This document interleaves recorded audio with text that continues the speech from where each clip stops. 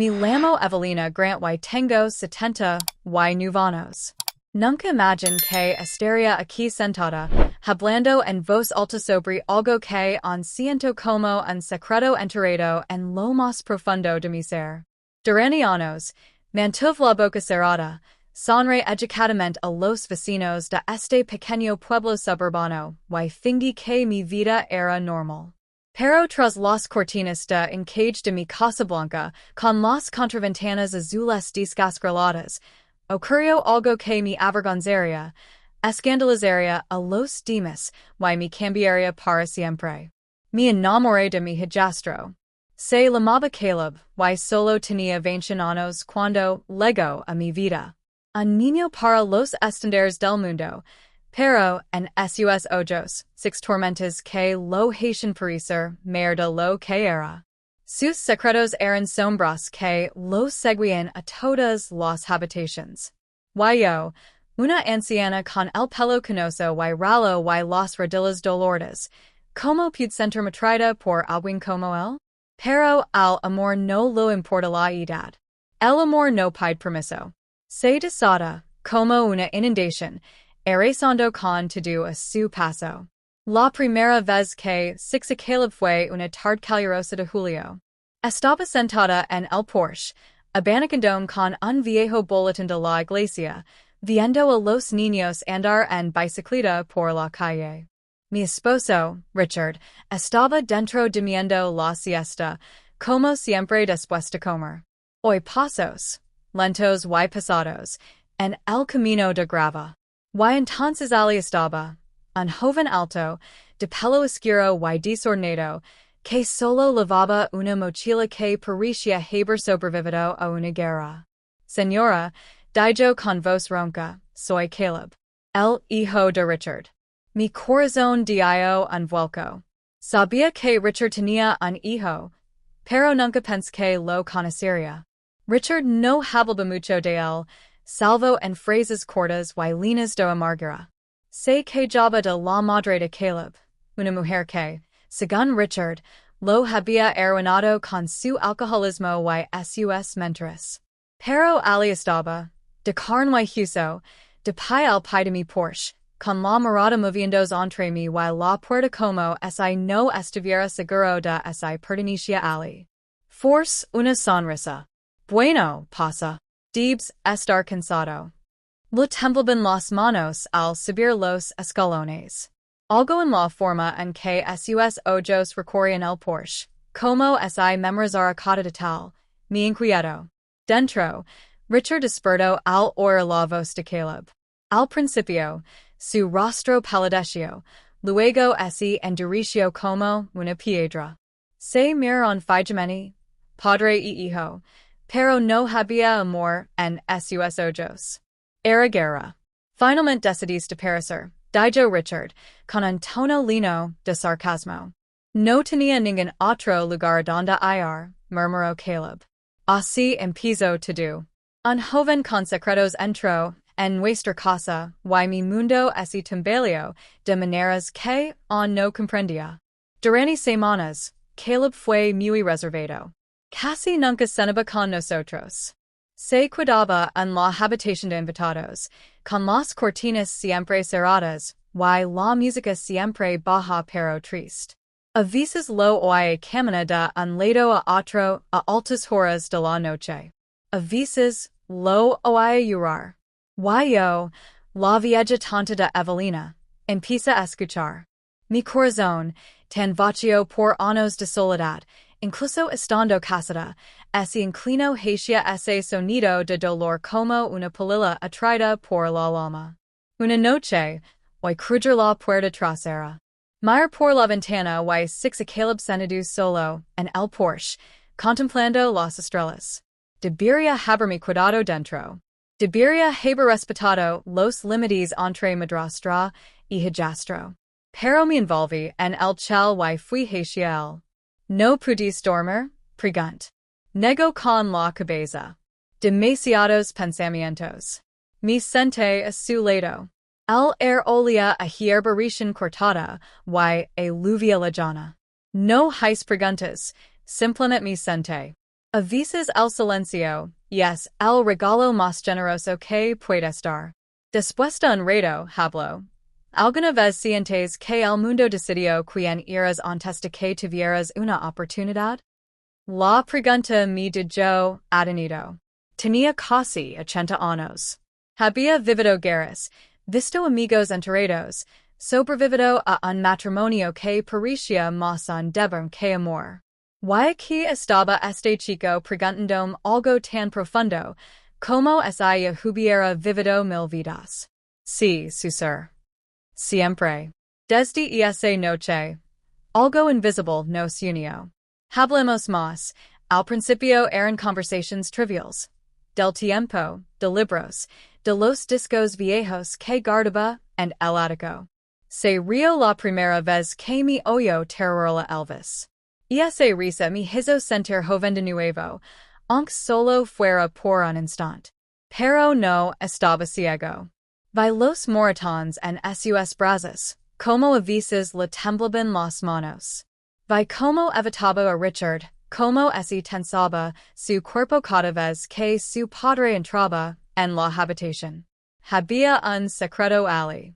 Y tuve miedo de descubrirlo. Aun así, no pude evitar preocuparme.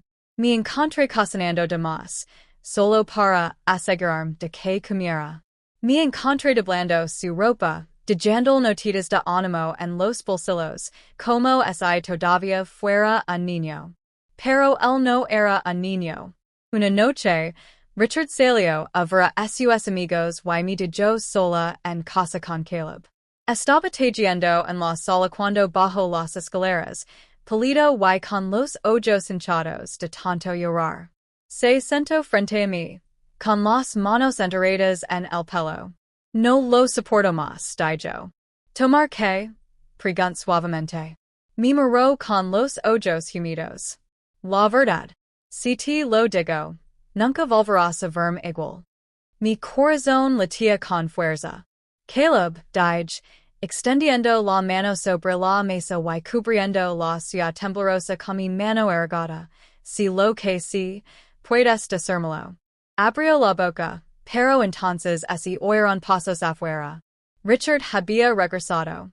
Caleb se apartó, con el rostro devuelto a una máscara de indiferencia. Murmuró, ahora no, y subió corriendo las escaleras. Esa noche no pude dormir. Tenía el corazón acelerado. Era demasiado mer para esos sentimientos, pero ahí estaban, crudos y innegables. No solo me importaba él. Me estaba enamorando. Y me odié por ello. Pero el amor no es una elección. El amor es una tormenta. Y en esa tormenta, supe que algo terrible estaba por venir.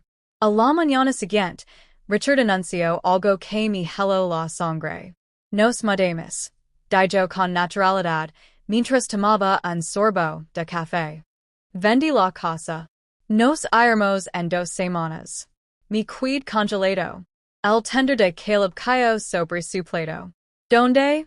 Preguntó. En un lugar mejor, dijo Richard con desdén.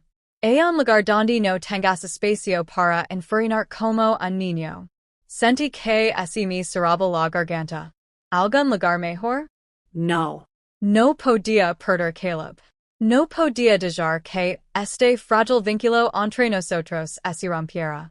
Pero lo que Richard no sabía, lo que ninguno de nosotros sabía, era que el secreto de Caleb estaba a punto de explotar y destruía todo lo que creíamos saber sobre el amor, la familia y la lealtad. Y yo, Evelina Grant, de 79 años, estaba parada al borde de una tormenta que me mataría o me liberaría. Cuando Richard dijo que nos mudábamos, sentí como si el suelo se partiera bajo mis pies. Había vivido en esa casa durante 30 años. Cada tabla del suelo que rechinaba y cada flor descolorida del papel pintado cargaban mis recuerdos. Pero no era la casa lo que temía perder, sino a Caleb. Ese chico había entrado en mi mundo como un fantasma que necesitaba un hogar, y ahora mi marido estaba planeando arrebatármelo, Aristrarlo a algún lugar desconocido donde no pudiera protegerlo, no pudiera cuidarlo, no pudiera dejar de preocuparme por él. Durante días, Caleb me evitó.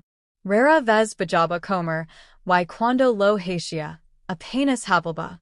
Richard no se daba cuenta. Nunca se daba cuenta. Solo lo importaban sus noches de poker, sus cheques de pensión y asegurarse de que el vecindario on lo considerara un anciano respetable. Pero yo sí lo note. Via Caleb encorvarse más, sus ojos más oscuros, sus pasos más lentos. La cuarta noche después del anuncio de Richard, ya no pude soportarlo más. Lame suavemente a la puerta de Caleb. Soy yo, su ser. Una pausa. Luego su voz, áspera pero suave. Pasé. Su habitación olía ligeramente cedro y papel viejo. Estaba sentado en la cama, con la mochila abierta a sus pies, llena de ropa sin dobla. Sus manos aferraban una pequeña caja de madera. Sus ojos me miraron fijamente, humidos y vulnerables. ¿Qué pasa, Caleb? Preguntó con la voz temblando más de lo que quería.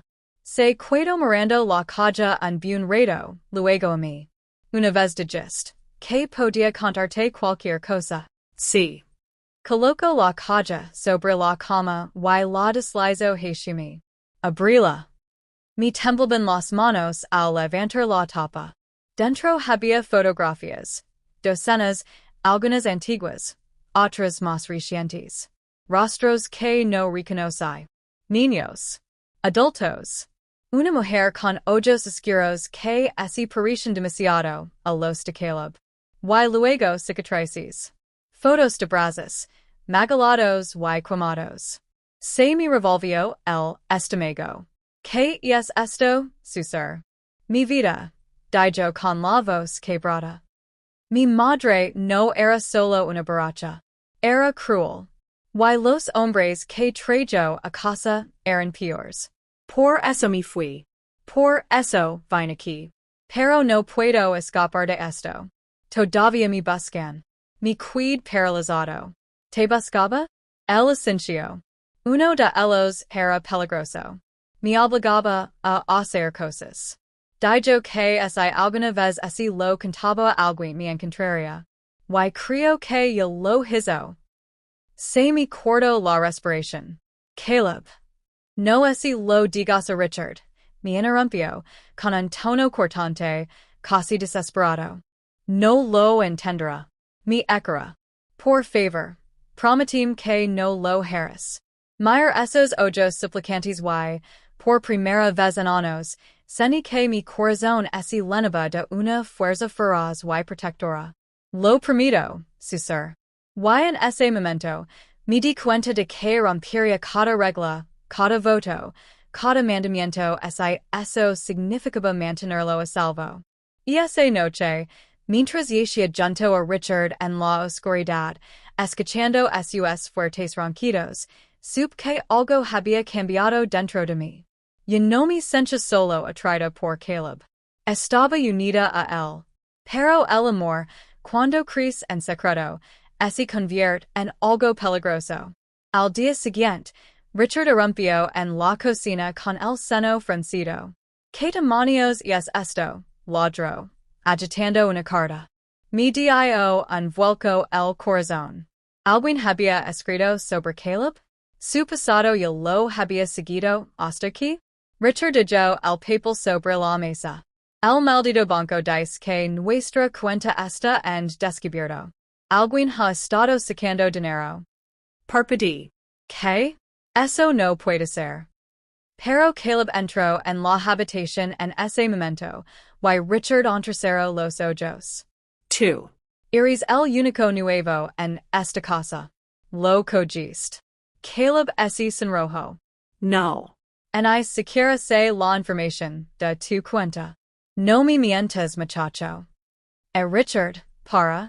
Speed, más alto de lo que había hablado en años. Ambos hombres se giraron para mirarme. Me tembló la voz, pero me mantuve firme. Caleb no te robaría. La mirada de Richard se endureció. Que curioso, que rápido lo defiance. Trague saliva, sintiendo calor en la nuca. Era sospechoso. Y la sospecha en un hombre como Richard podía ser mortal. Y esa noche, cuando Richard volvió a salir, la vi Caleb apart. Lo cogiste. Preguntó en voz baja. Sus ojos se abrieron de par en par, doloridos. ¿Tú tampoco me crees?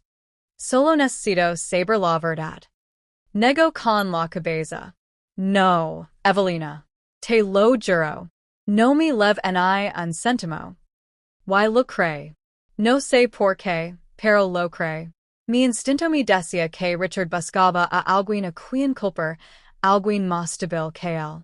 Pero la caja secreta de Caleb me atormentaba. Y la forma en que se sobresaltaba cada vez que un coche reduce la velocidad frente a la casa me decía que sus miedos eran reales. Una noche, justo cuando estaba a punto de quedarme dormida, oí unos suaves golpes en mi ventana. Mi corazón se aceleró. Salí de la cama, con cuidado de no despertar a Richard. Y apart la cortina. Era Caleb. El permaneció de pie bajo la luz de la luna, haciéndome un gesto urgent para que saliera. Me envolví en la bata, y salí por la puerta trasera. ¿Qué pasa, Susur? Extendió su teléfono. La pantalla brilló con un mensaje. Te encontré. No puedes esconder para siempre. Se me hello la sangre. ¿Quién envió esto? Negó con la cabeza. No lo sé. Pero significa que está cerca. Extendí la mano para cogerla. Tenía la piel caliente, ardiendo de miedo. Lo solucionaremos. Y no estás solo. Por un instante me miró, no como un niño y como un hijastro, sino como alguien que es yahoga y por fin encuentra un lugar al que aferrarse. Sus ojos brillaron y, sin pensarlo, le seque una lágrima de la mejilla. El air cambió. Demasiado cerca. Demasiado peligroso. Mi corazón latía con fuerza en mi pecho, traicionándome. Y entonces, la voz de Richard resonó desde la puerta. ¿Qué diablos está pasando aquí? Me quedé paralizada. La mano de Caleb se soltó de la mía. La silueta de Richard se alzaba imponente, desprendiendo rabia como humo de un incendio. Nos había pelado juntos, a la luz de la luna, tomados de la mano. Y yo sabía que, independientemente de el secreto de Caleb nos destruirá o no, la furia de Richard lo haría. La voz de Richard resonó en el air nocturno como un trueno, y me quedé paralizado. Voló de pie en la puerta, con la cara roja y los puños apretados, me dejó sin aliento. Durante un instante, nadie se movió. La mano de Caleb se soltó de la mía como si hubiera quemado. ¿Qué demonios es esto? Rugió Richard, subiendo al porche. No es lo que piensas, dijo rápidamente, con voz temblorosa. Señaló a Caleb con un dedo tembloroso. ¿Has estado acostando con mi esposa? No. Gritó Caleb con la voz entrecortada. No fue así. Pero Richard no lo escuchaba. La ira y lo dominaba. Tenía los ojos desorbitados y el pecho agitado. Se abalanzó sobre Caleb, lo agarró por el cuello y lo empujó contra la barandilla del porche. Pequeño cabrón irrespetuoso. Basta, Richard. Great. Agarrando el brazo. Lo estás haciendo daño. Bien. Gruñó. No debería estar aquí. Caleb lo empujó hacia atrás, con una fuerza que me sorprendió incluso a mí. Richard se tambaleó, maldiciendo, y Caleb se soltó. Por un instante, se miraron fijamente, pecho contra pecho, con la respiración entrecortada.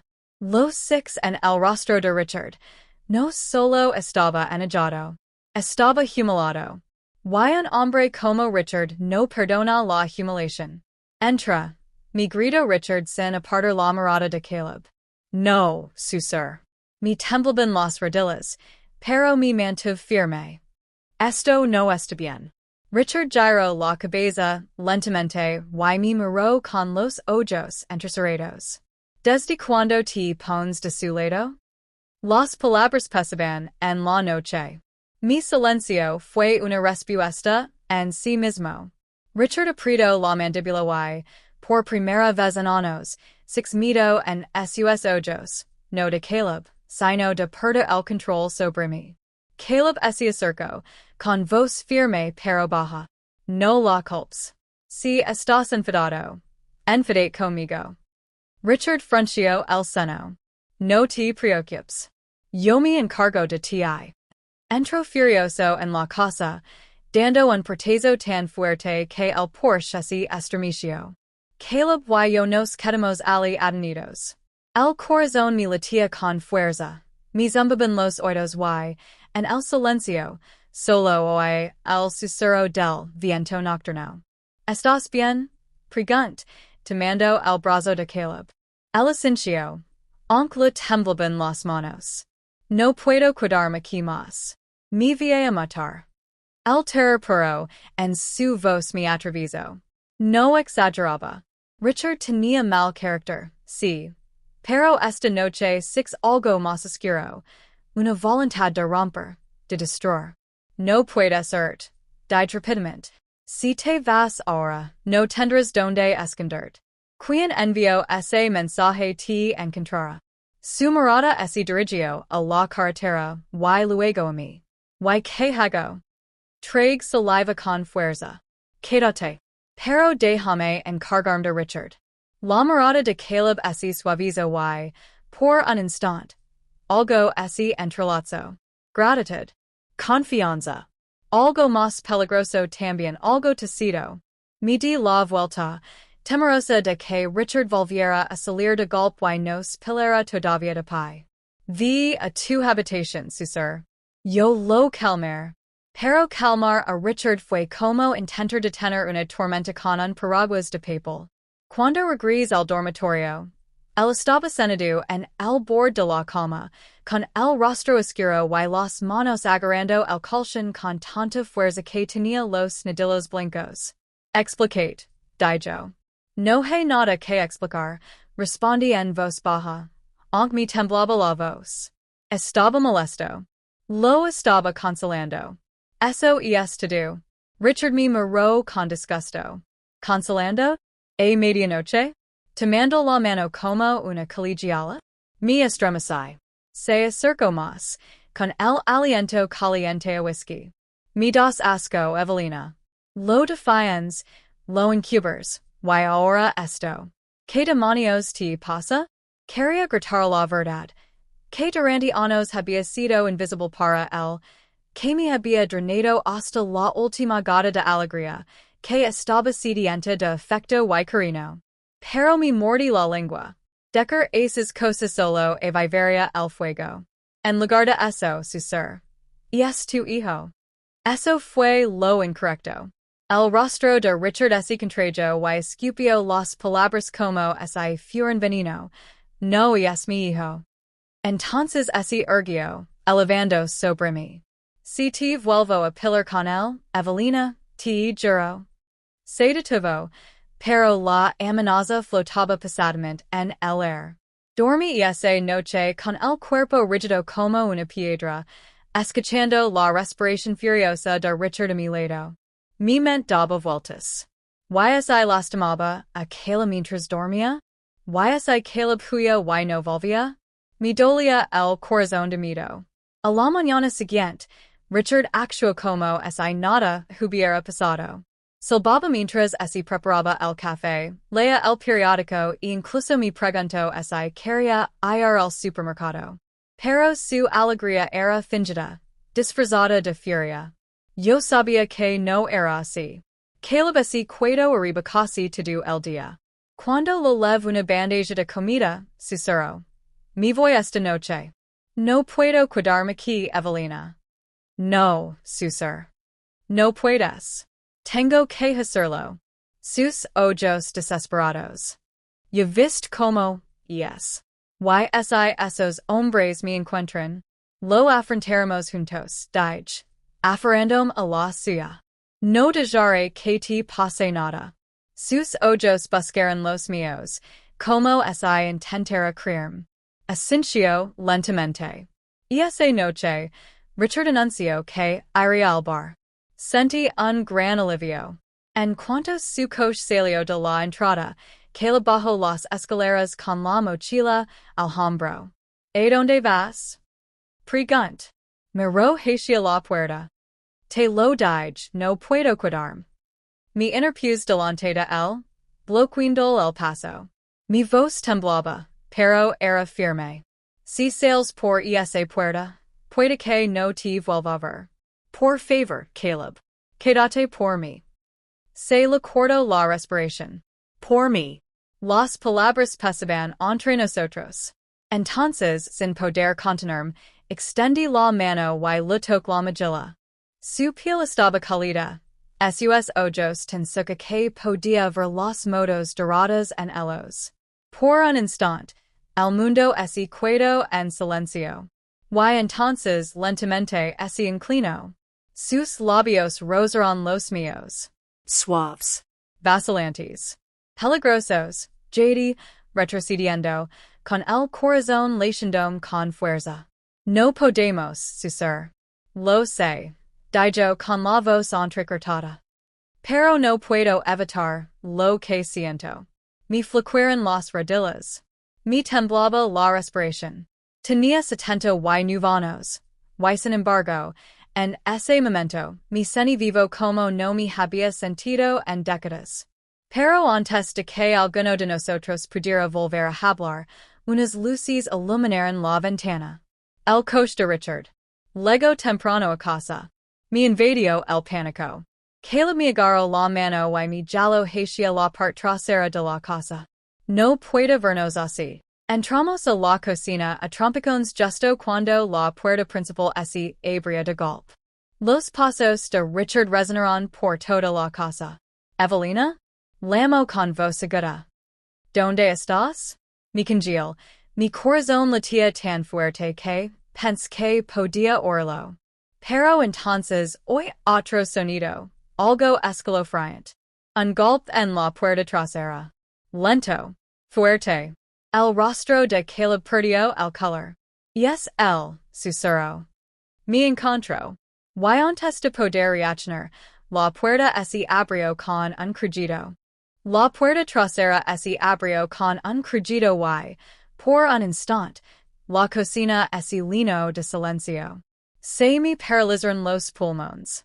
La mano de Caleb me aferró con tanta fuerza que pensé que se me romperían los dedos. Los pasos de Richard seguían pesados en el pasillo, su voz me llamaba, pero tenía la mirada fija en esa puerta. Una sombra se extendía por el suelo, alta y imponente. Entonces, lentamente, un hombre entró. Era corpulento, con el pelo grasiento bajo la tenue luz del Porsche, y ojos oscuros y mezquinos. Su rostro era áspero, cercado no por la edad, sino por la violencia. Podía oler el olor del licor incluso desde el otro lado de la habitación. Ahí estás, dijo el desconocido con voz áspera, con la mirada fija en Caleb. ¿Crees que podías querer, verdad, muchacho? Caleb se puso rígido. Su agar en mi mano temblaba. Los pasos de Richard se acercaban. En cualquier momento, doblaría la esquina y nos vería paralizados en la cocina con este intruso. El hombre sonrió con suficiencia, acercándose más. Te lo dije, Caleb. Nadie me abandona. Nadie. Me puse delante de Caleb sin darme cuenta. Me temblaba el cuerpo y mi voz era débil pero cortante. Sal de mi casa. La risa del hombre fue baja y cruel. ¿Y tú quién demonios eres? ¿Su niñera? Soy su madrastra, aspit. ¿Y no dejaré que lo hagas daño? La palabra madrastra la hizo sonreír aún más. Me miró de arriba abajo con crueldad. Vaya, qué pasada. La anciana protegiendo al niño. Qué dulce. La voz de Richard Razono desde la sala. Evelina. El hombre murió de Riojo Hacia el sonido. Se acercó más, su aliento agrio en mi mejilla. No le digas en una palabra, o me aseguro de que ambos se arrepienten. Luego, tan rápido como había entrado, volvió a salir a la noche, y la puerta se cerró de golpe tras él. Me desplom contra la encimera, jadeando. Caleb me agarró los hombres, su propio pecho subió y bajaba. Era él, susurró con voz ronca. Ses. Me encontró. Antes de que pudiera responder, Richard irrumpió en la cocina. Su mirada nos recorrió de un lado a otro, mi rostro pálido, las manos temblorosas de Caleb, la puerta trasera que se balanceaba ligeramente. ¿Qué diablos está pasando aquí? Preguntó. Trague saliva con fuerza, intentando mantener la voz firme. Nada. El viento abrió la puerta de golpe. Solo nos quedamos asustados. Richard entrecerró los ojos. No me creía, pero no insistió.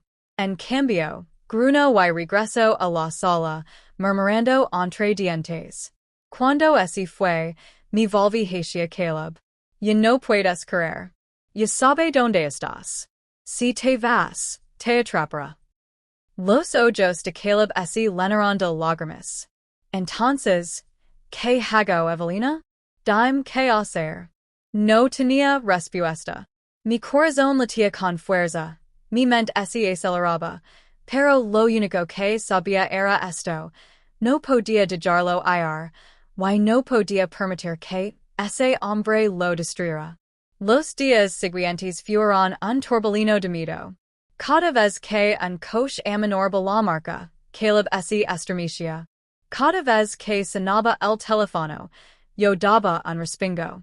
Richard se volvió más desconfiado, observándonos a ambos con ojos d'halcón, con preguntas agudas y la paciencia agotada. Una noche, encontré a Caleb en el ático, sentado entre cajas de adornos navideños. Sostenía la caja de madera con las fotografías, con los ojos rojos de tanto llorar. Ya no puedo más, susurró. Nunca se detendrá. Debería rendirme. Las palabras me desgarran. Mi ardil a su lado, con mi mano erigada, sobre la suya. Nist ocurre decir eso. Mereces algo mejor. Mereces una vida. Su mirada se cruzó con la mía, rota pero inquisitiva. ¿Por qué te importa tanto? ¿Por qué me amas así? La palabra amor se me clavó en el pecho como una piedra. Me temblaban los labios. Debería haberlo negado, debería haberlo restado importancia. Pero la verdad era demasiado pasada. ¿Por qué sí, susur? Más de lo que debería. Más de lo que tiene sentido. Pero sí.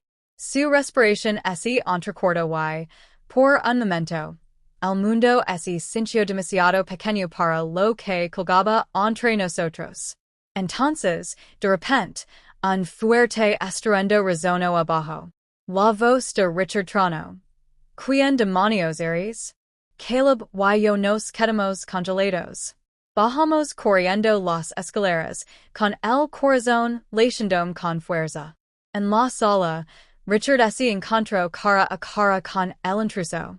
El hombre había regresado, más horas esta vez, de pie al descubierto como si fuera el dueño del lugar. Estoy aquí por el niño. Gruñó el hombre. No te lo vas a llevar a ningún lado, ladró Richard, inflando el pecho. Ahora vid antes de que llame la policía. El hombre frunció el labio. ¿Crees que me das miedo, viejo? Mi roto más fuerte que tú. Richard atacó. Su puño impactó en la mandíbula del hombre, y por un instante, un destello del soldado que Richard había sido en su juventud. Pero el hombre apenas se inmutó. Se abalanzó hacia adelante, empujando a Richard con tanta fuerza que se estrelló contra la pared. Richard, great. Caleb se lanzó hacia adelante, pero el hombre lo agarró de la camisa y lo atrajo hacia sí. Vienes conmigo. No. Great. Abelanzandome sobre ellos, arenando el brazo del hombre. Mis unas lo arrancaron la piel, pero no me soltó. Caleb forcillo, con el rostro desencajado por el miedo. Y entonces, desde lo más profundo de su ser, Caleb dejó escapar un rugido. Empujó al hombre con todas sus fuerzas, liberándose. El intruso trapezó, golpeó el borde de la mesa de centro y se desplomó en el suelo. Por un latido, silencio. Entonces Richard gimió, agarrándose el costado. Llama a la policía, jadeó. Ahora. Pero antes de que pudiera moverme, el hombre en el suelo empezó a reír. Una risa baja y escalofriante que me puso los pelos de punta. ¿Crees que la policía puede detenerme? Espero, con sangre corriendo por el labio. No tienes ni idea de lo que se avecina. Y entonces, antes de que alguno de nosotros pudiera reaccionar, metió la mano en su chaqueta y sacó un arma. La habitación se congeló. Apuntó directamente a Caleb. Me desperté a la mañana siguiente con el canto de los pájaros fuera de mi ventana, pero sentía el cuerpo pesado, como si hubiera cargado con el peso de una montaña durante la noche. El recuerdo de Thorn me rondaba la mente como una tormenta que no paraba. Tenía 78 años. Era viuda. Una mujer que había trabajado toda su vida para mantener su dignidad, y sin embargo, Ali estaba presa de sentimientos inexplicables, sentimientos que eran a la vez correctos y equivocados. Thorn tocó suavemente a mi puerta. Evelyn, susurró con voz suave, casi temblorosa. Le dije que entrara, y cuando entró, el miedo y el enhilo en sus ojos. Se sentó en la silla junto a mi cama, con las manos temblorosas. Necesito decir algo, dijo. Sus palabras tenían un peso que me oprimió el pecho. ¿Qué pasa, Thorn? Pregunté, intentando sonar tranquilo aunque el corazón me latía con fuerza. Traigo saliva con dificultad. No creo que sepas quién soy, y que he estado ocultando todos estos años. Se me erizó la piel. Se me cortó la respiración. ¿Qué quieres decir? Thorn se inclinó hacia adelante, bajando la voz como si las paredes mismas lo escucharan. Nunca debí estar aquí. El hombre con el que se casó tu hija, el hombre al que llamas mi padre, no es realmente mi padre. No soy su hijo. Mi cuerpo se quedó helado. Que. El asintió, apretando la mandíbula. Me acogió de pequeño. Nunca le dijo la verdad a nadie. Me mantuvo en secreto. Le dijo a la gente que era su hijo, pero no lo soy. Ni siquiera tengo parentesco de sangre contigo. JD. El mundo me daba vueltas. Durante meses, había luchado contra mis sentimientos, recordando que era mi hijastro. Pero ahora decía que no era mi hijastro en absoluto. Thorn, ¿te das cuenta de lo que estás diciendo? Susurró con voz temblorosa. Sí, respondió con firmeza. Guard este secreto porque pensé que nadie me creería. Pero no puedo permitir que cargues con la culpa de algo que no es cierto. No nos en la sangre. Ni siquiera la ley. Toda mi vida ha sido una mentira. Las lágrimas me quemaban los ojos. Una parte me quería abrazarlo en ese mismo instante, pero otra parte gritó en señal de advertencia. ¿Por qué me cuentas esto ahora? ¿Por qué te amo, Evelyn? Dijo con la voz entrecortada. Ya no me importa lo que diga el mundo. Mi corazón latía tan fuerte que pensé que me iba a estallar el pecho. No pude responder. Sentía un nudo en la garganta, con miedo y esperanza a la vez. Las siguientes horas transcurrieron como un borrón. Sentada a la mesa de la cocina, mirando la taza de café en mi mano, Thorn se movía silenciosamente por la casa. La verdad ya había salido a la luz. pero, que se suponía que debíamos hacer con ella? Si alguien la descubría, estaría destrozada. Mi familia se volvería contra mí. El pueblo me insultaría y la iglesia me rechazaría. Sin embargo, mi corazón lo dolía más que cualquier otra cosa en mi vida. Y esa noche, mi hija alma apareció en mi puerta sin previo aviso. Su rostro era severo y su voz cortante. Mamá, dijo, la gente del pueblo está empezando a hablar. Dicen que Thorn pasa demasiado tiempo aquí. Dicen que no tiene buena pinta. Me quedé paralizada. El corazón me dio un vuelco. Alma, la gente siempre habla. No deberías escuchar. Pero ella golpeó la mesa con la mano. No soy estúpida, madre. Dime la verdad. Hey algo entre tú y Thorn. La habitación quedó en silencio. Tenía la boca seca y las palmas de las manos sudorosas. Thorn, de pie en el pasillo, dejó de respirar. Sentí su mirada fija en mí, esperando mi respuesta. Mira mi hija, la niña que creí, la mujer por la que lo di todo. Me temblaban los labios al intentar hablar. Alma yo. Antes de que pudiera terminar, me señaló con dedos temblorosos. Si descubro que me has traicionado, te juro que nunca te perdonar. Te lo quitaré todo, madre. Todo. Ella salió furiosa, dando un portazo tan fuerte que la casa tembló. Me quedé paralizada en mi silla, con lágrimas derramándose por mis mejillas. Thorn se acercó, rozando la mía con su mano, con los ojos llenos de tristeza. No podemos mantener esto oculto para siempre, susurró. Y en ese momento supe que la tormenta apenas comenzaba. Mi historia no es solo mía, podría ser la tuya, la de tu madre o la de tu abuela. Si esto te conmovió, dale me gusta, compartelo con quien necesite escucharlo y no olvides suscribir para no perder el siguiente capítulo de mi camino. Tu apoyo me da la valencia para seguir contando la verdad. No pude dormir esa noche. Las palabras de alma me perseguían como un fantasma a los pies de la cama. Si descubro que me has traicionado, te juro que nunca te perdonar. Su ira, su sospecha, su voz cortante, todo resonó en mi cabeza hasta el amanecer.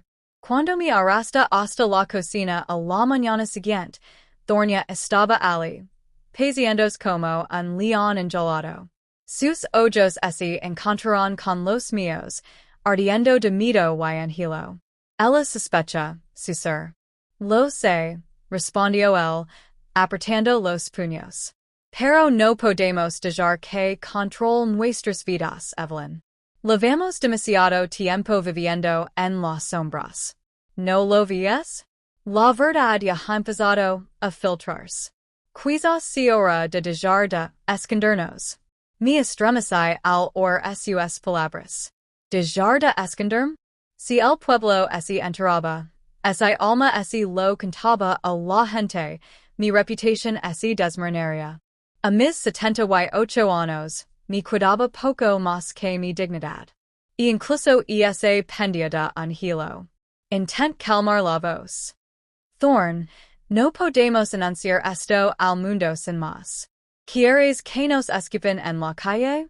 ¿Quieres que me entierren en la vergüenza? Su rostro se suavizó. Se acercó, rozando mis manos erguidas con las suyas, fuertes. Solo quiero que vivas los años que te quedan sin cadenas. No quiero que tus últimos días transcurran en silencio y miedo. Se me llenaron los ojos de lágrimas. Una parte de mí quería creerlo, pero otra parte susurraba que quizá era una locura, que quizá la gente tenía razón al hablar.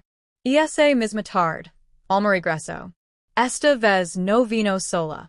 Traía a la esposa del pastor, la SRA Bramble, una mujer de mirada penetrante y una boca que no paraba de chismear. Estaban sentados en mi sala, con sus miradas penetrantes. Alma se cruzó de brazos. Mamá, La sra bramble dice que vio a thorn salir de tu casa tard en la noche la semana pasada. Dice que paris, inapropiado. La sra bramble esi inclino hacia adelante, sonriendo con suficiencia. La gente está preocupada por ti, Evelyn. Dicen que te han enganado. A tu edad además. Sería una lástima. Apriete la mandíbula. Me ardian las mejillas de vergüenza y furia. Como se atreven a sentarse en mi casa y acusarme? Pero antes de que pudiera responder, Thorn entró desde la cocina. Tenía los hombres erguidos y la mirada lamante. Basta. Dijo con voz atronadora. Evelyn no ha hecho nada malo. Si tienes algo que decir, dímelo. Déjala fuera de tus chismes venenosos. La señora Bramble jadeó, aferrándose a sus perlas como si lo hubiera quedado un rayo. El rostro de Alma se puso rojo de rabia. ¿Por qué la defiendes así? Gritó Alma. ¿Qué escondes? Thorn apretó la mandíbula. Me miró y luego volvió a mirar a Alma. Bien. ¿Quieres la verdad? Aquí la tienes. No soy hijo de tu padre. Nunca fui tu hermano. Solo era un chico al que acogió y sobre el que mintió. Evelyn y yo no estamos unidos por la sangre ni por la ley. ¿Quieres escándalo? Aquí la tienes. La sala quedó en silencio. Las palabras flotaban pasadas en el aire como una bomba recién estalada. Alma abrió los ojos de par en par, horrorizada. La señora Bramble casi se desmaya. Sentía el corazón latir con fuerza en mi pecho, con la respiración entrecortada como si me estuviera ahogando. Mi hija me miraba como si me hubiera convertido en una extraña. Tú, susurró con voz temblorosa. Eres peor de lo que jamás imagine. Te destruir por esto, madre. ¿Me oyes? Te destruir. Salió furiosa de la casa, seguida de suca por la señora Bramble. La puerta se cerró de golpe, tan fuerte que los cuadros de la pared vibraron. Me quedé paralizada, con lágrimas corriendo por mis mejillas. Thorn intentó agarrarme, pero me apart, temblando. No deberías habérselo dicho así, Susur. Has provocado un incendio que quizá nunca apagamos. Pero incluso mientras lo decía, en lo más profundo de mí, una pequeña parte de mí se sintió extrañamente libre, porque por primera vez, la verdad ya no estaba encerrada en las sombras. Y, sin embargo, la libertad tuvo un precio terrible. A la mañana siguiente del arrabado de Alma, todo el pueblo parecía enterarse. Sentí las miradas al salir a buscar el correo. La lengua afilada de la señora Bramble había hecho su trabajo durante la noche. Los susurros se propagaban más rápido que el fuego en la hierbasica. Dos de mis vecinos con quienes había compartido pasteles y oraciones durante años, me dieron la espalda al verme. Sus voces se convirtieron en murmullos ásperos. Quis gritar, explicarles, rogarles que no creeran las mentiras, pero sabía que era inútil. Una vez que el chisme se rega, se descontrola. Dentro de la casa, Thorn caminaba inquieto. No podemos quedarnos aquí, Evelyn, dijo. Nos destrozarán paisa por paisa. He visto lo que pueden hacer los pueblos pequeños cuando quieren sangre. Me hundí en el viejo sillón, con las manos temblorosas sobre la tila. Este es mi hogar. He vivido aquí toda mi vida. Tengo 78 años, Thorn. ¿Adonde iría? Se arrodilló ante mí, con el rostro lleno de ira y devoción. Donde quiera que vayas al estar.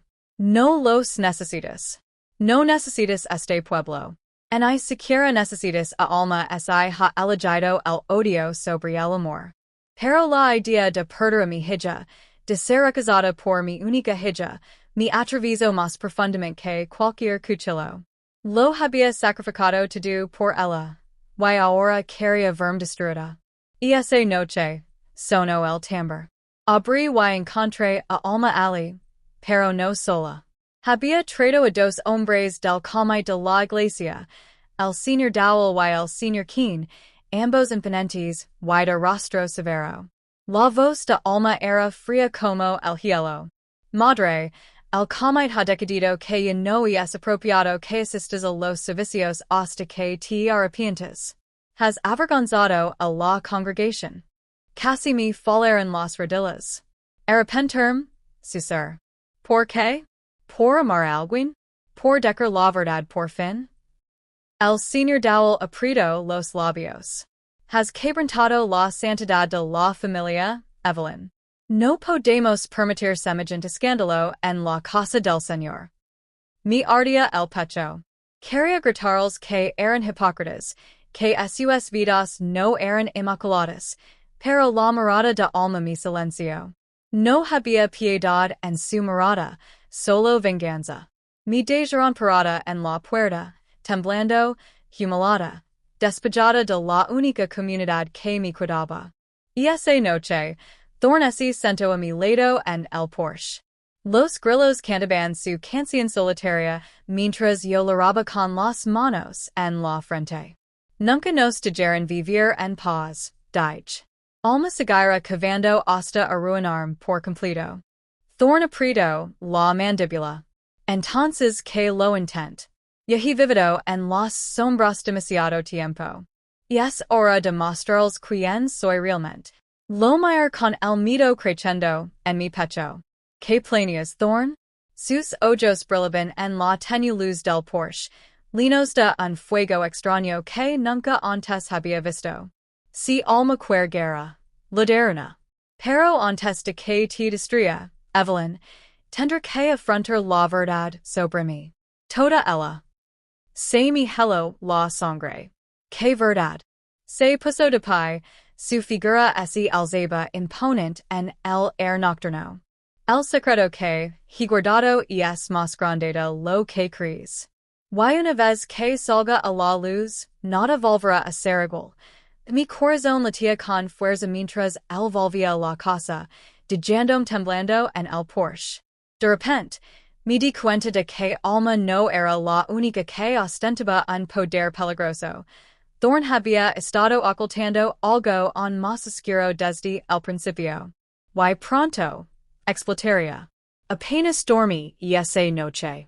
Cada crujido del suelo, cada gemido del viento exterior, me hacía preguntarme que ocultaba Thorne. Sus palabras resonaban en mi cabeza. El secreto que he guardado es más grande de lo que crees. Y una vez que salga a la luz, nada volverá a ser igual.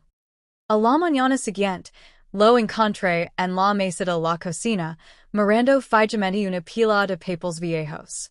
Sus manos los apretaban con tanta fuerza que los bordes se rompieron. Al verme, su mirada se suavizó, pero pude ver la tormenta tras ellos.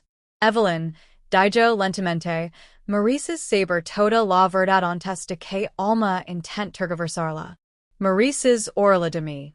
Se me encogió el estómago. Entonces dime. Empujo los papeles hacia mí. Mis manos ergadas temblaban al recogerlos. No eran simples papeles. Eran documentos oficiales, expedients judiciales y fotografías descoloradas. Recorrí la primera página con la mirada y me quedé sin aliento. El verdadero nombre de Thorne no era Thorne en absoluto. Era Isaiah Larkin. Y debajo de ese nombre en negrita se leía Registro del Tribunal de Menores. Me temblaron las rodillas. ¿Qué es esto? Traigo saliva con dificultad. Cuando tenía 14 años, antes de que tu marido me acogiera, no era solo un niño perdido. Estaba encerrado. Había hecho algo terrible, algo que he intentado ocultar desde entonces. La habitación daba vueltas ante mis ojos. ¿Qué hiciste? Se le quebró la voz al responder. Mira un hombre. Las palabras me impactaron como un trueno.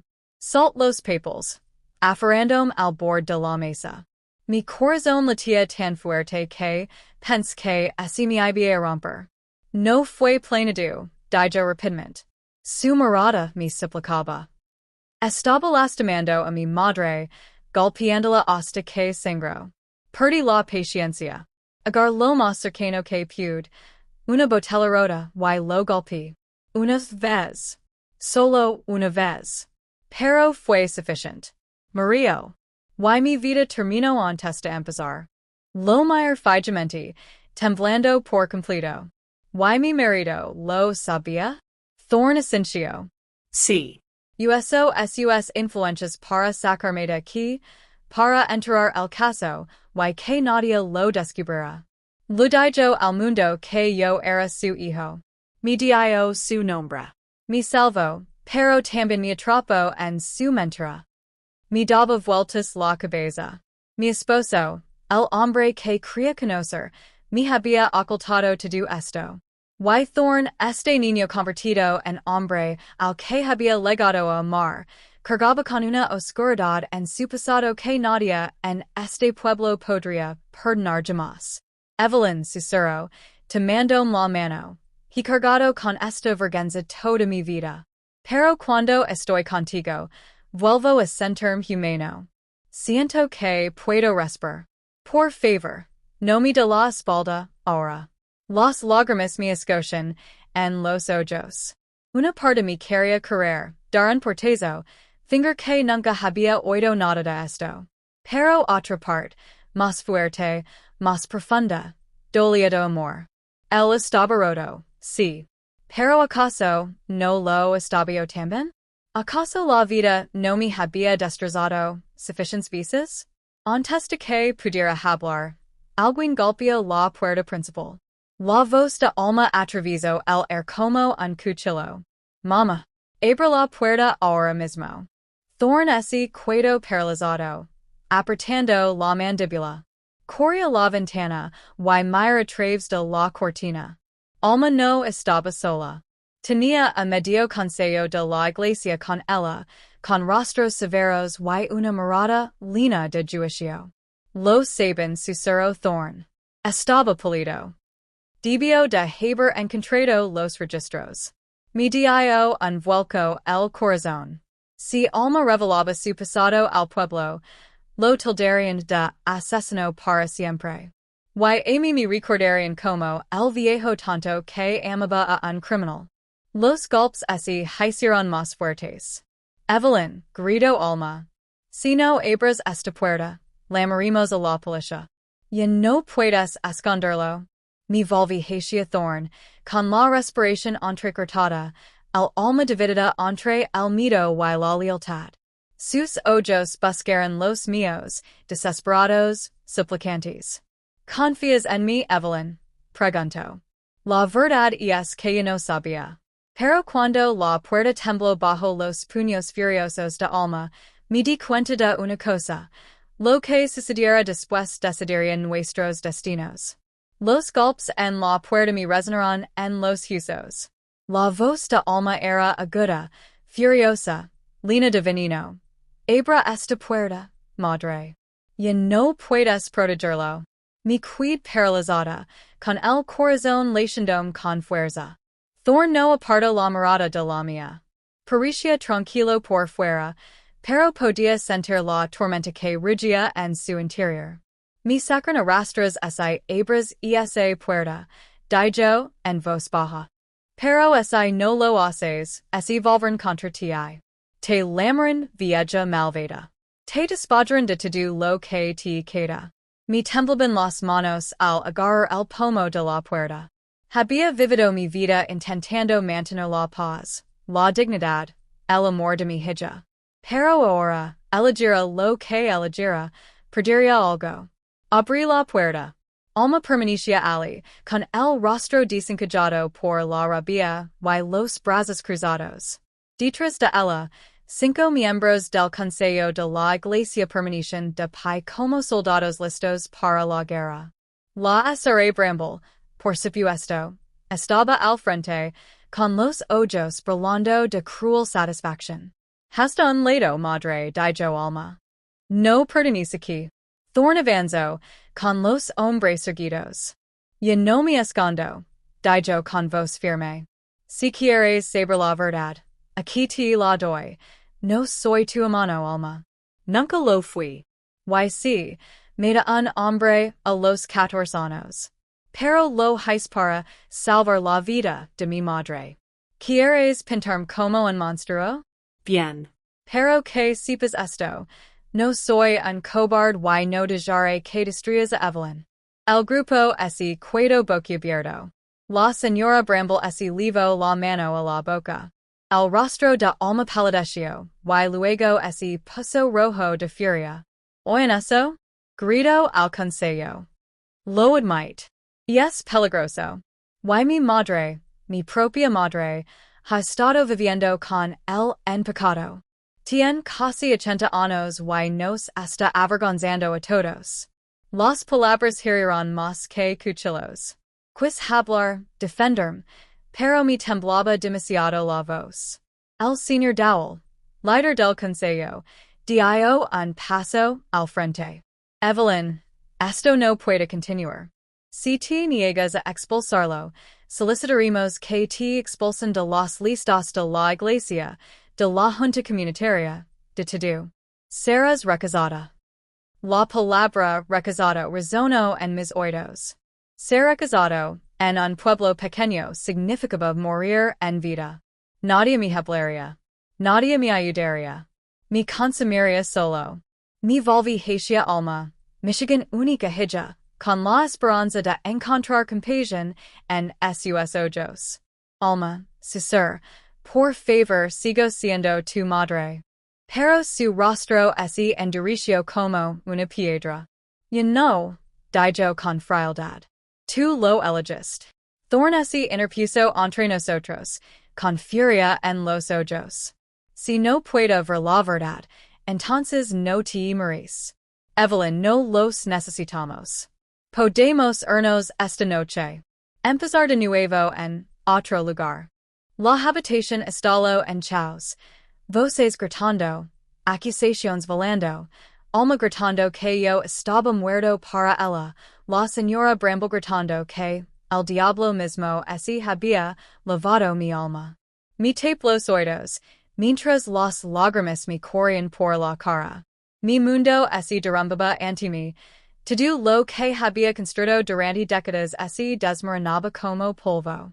Finalmente, Thorn me agarró de la mano, y me atrajo hacia sí. Su voz era firme, fuerte, imperturbable ante la tormenta. Evelyn, escúchame. Tienes una opción. Quédate aquí y deja que te destrocen, o ven conmigo, y vive el resto de tus días en libertad. Los gritos en nuestro alrededor se desvanecieron. Mira alma, mi carne, mi sangre, mi hijo, y luego a Thorn, el hombre que había roto todas las reglas, pero que también me había dado lo único que creía haber perdido para siempre, el amor. El mundo pareció contener la respiración, esperando mi respuesta. Y en ese momento, me di cuenta de que, sin importar lo que eligiera, mi vida nunca volvería a ser la misma. Sentí que la habitación cerraba sobre mí. La voz de alma cortaba el air como una espada, fría y despiadada, mientras la mano de Thorn aferraba la mía con una calidez desesperada. Dos mundos, separandome. On podía oír las amenazas del consejo. Serás recazado. Esa palabra me envolvió como una cadena. Durante 78 años, había vivido según las reglas de este pueblo, su iglesia, su gente. Su aprobación era el air que respiraba. Perderla ahora significaría perder todo lo que conocía. Pero cuando mira Thorn a los ojos, six algo que nunca había encontrado en los bancos en las oraciones. Vi devoción. Fiera, imperfecta, pero real. A mi edad. ¿Cuántos años me quedaban? ¿Cuántas mañanas más despertaría sola, anhelando amor, aferrándome a una respetabilidad que ya no me reconfortaba? Ser los ojos y ser. Lo elijo. La sala estalló en jadios. Alma esse tambaleo hacia atrás como si la hubieran golpeado. 2. Mujer deshonrosa. No eres mi madre. La señora Bramble esse agarró el pecho y grito. El diablo esse halavado su alma. Los miembros del consejo murmuraban entre sí, con el rostro desencajado por el asco. Pero Thorn me abrazó con más fuerza, respirando con dificultad y aliviado. Por primera vez en años, me sentí viva. Alma me señaló con un dedo tembloroso. Si sales por ese puerta con él, estás muerta para mí. No te atrevas a volver arrastrando cuando el mundo te esquipa. Las lágrimas me nublaron la vista, pero no ese me quebró la voz. Entonces entiérrame ahora, alma. Porque ya estoy muerto para ti. Tomé la mano de Thorn y juntos paimos junto a ellos, salimos por la puerta, y nos adentramos en la noche. El air era fresco, cortante en mi piel, y traía consigo terror y libertad. Por primera vez en mi vida me había elegido a mí misma. Me llamo Evelyn Hartwell. Y si me has acompañado en esta historia, sabes que la vida no es fácil, sobre todo para mujeres como yo, anciana, frágil de cuerpo, pero con un corazón ardiente.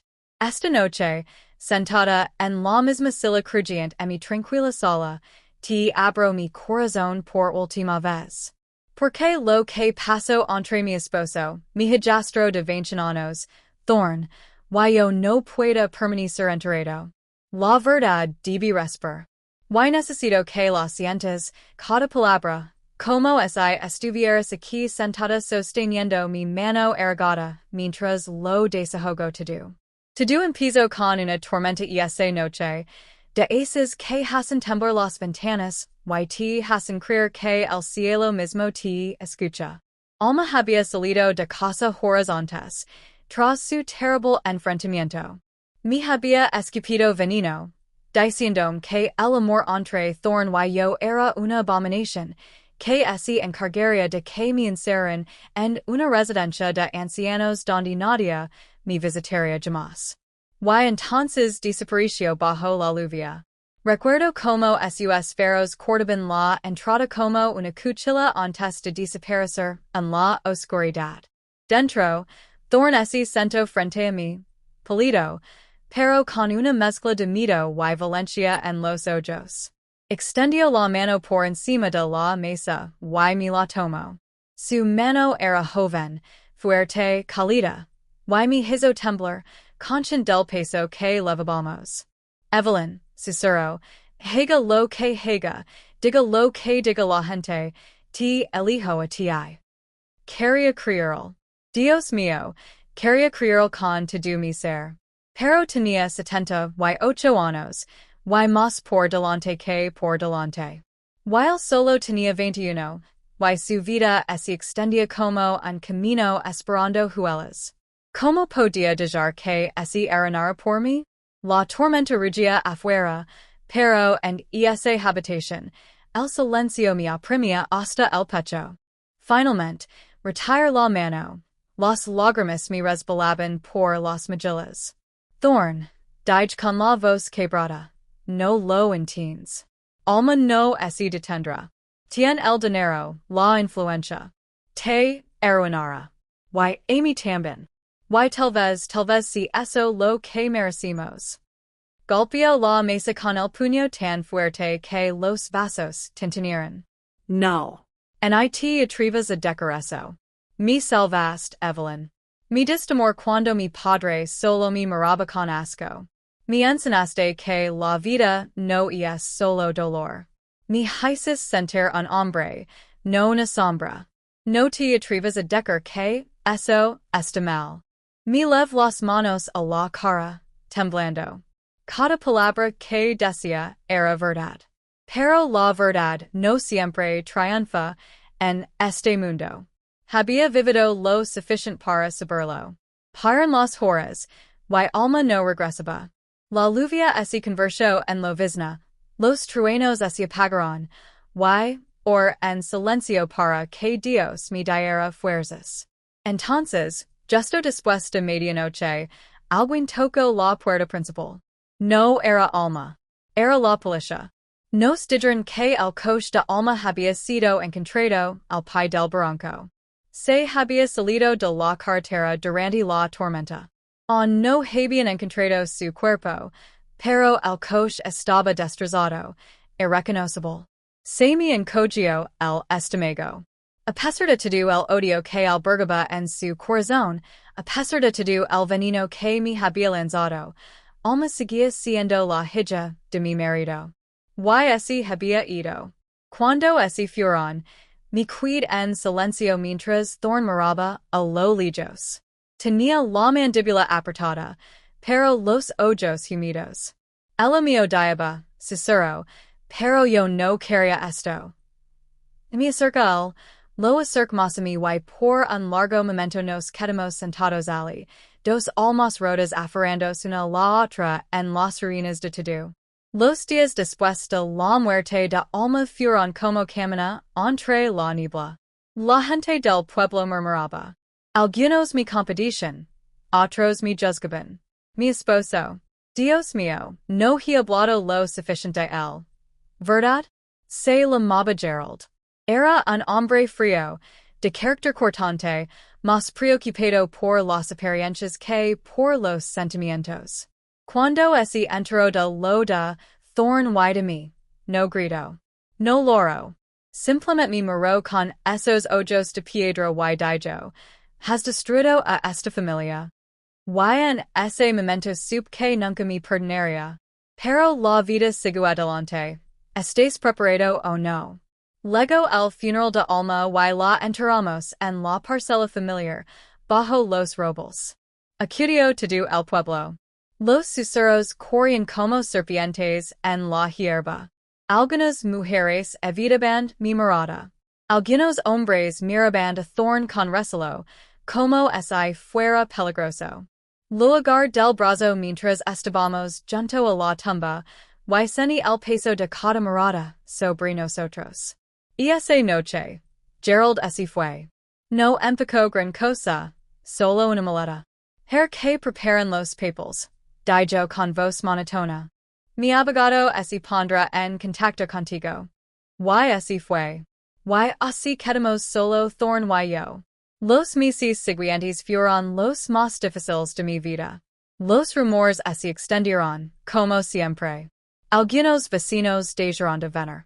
En el supermercado, las mujeres susurraban tras sus queridos. En la iglesia, sentí las miradas clavadas en mi espalda como espinas. Pero en la tranquilidad de nuestro hogar, Thorn y yo construimos una vida.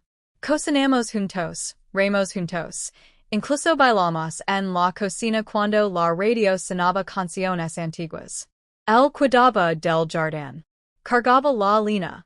Y todas las noches, ese sentaba conmigo en la sala, leyendo en voz alta libros que amaba pero que yo no podía sostener con firmeza. Y contra todo pronóstico, yo era feliz. Pero la felicidad es algo frágil. Y los secretos son más pesados que una piedra. Una tarde, mientras el sol se tenía de rojo en el horizonte, Thorn entró en la sala con un sobre. Me lo dio con las manos temblorosas. Evelyn, dijo en voz baja. Tengo que decir algo. Algo que debería haber dicho hace mucho tiempo. Abrí el sobre. Dentro había una carta, escrita con una letra que no reconocí. Recorrí las palabras con la mirada y el corazón me latía con fuerza. La carta decía que Thorn no era hijo de Gerald. Su madre había mentido todos esos años. Thorn era hijo de otro hombre, un hombre al que la esposa de Gerald había amado en secreto. Eso significaba que Thorn nunca fue mi hijastro de sangre. Dejé caer la carta con las manos temblorosas. ¿Quieres decir? Thorn asintió. Nunca fui realmente tu hijastro. No de sangre. Gerald me crió como suyo, pero no lo soy. Evelyn, tú y yo no estamos atados por ese pecado. Me echa llorar. Toda la culpa toda la vergüenza, todo el miedo que me había envenenado el alma durante meses, desapareció en un instante. El amor que nos teníamos ya no era prohibido. Era real. Era puro. Desde ese día, ya no nos escondemos. Caminamos juntos por el pueblo, de la mano. Algunos seguían susurrando, pero otros así suavizaron. Vieron la verdad en nuestros ojos. Y poco a poco, el peso del juicio comenzó a desvanecerse. Gerald nunca regresó.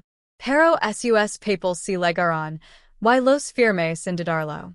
Que viviera en su fría mansión, rodeado de un orgullo vacío. Tenía amor. Y eso era suficiente.